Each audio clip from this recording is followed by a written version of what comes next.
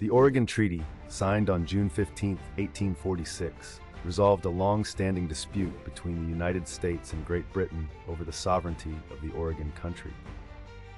This landmark agreement established the 49th parallel as the border between the U.S. and British North America, now Canada, from the Rocky Mountains to the Strait of Georgia.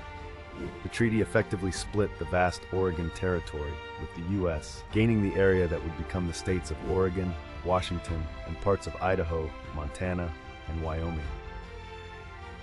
Britain retained control of what is now the Canadian province of British Columbia, as well as all of Vancouver Island.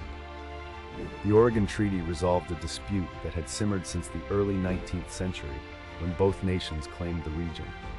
The U.S. had pushed for the border to extend to the 54° 40 parallel, but ultimately compromised at the 49th parallel. The treaty also granted Britain navigation rights on the Columbia River. The settlement of the Oregon Question, as it was known, was a significant milestone in the expansion of the United States. It reinforced the notion of manifest destiny, the belief that the U.S. was destined to stretch from the Atlantic to the Pacific.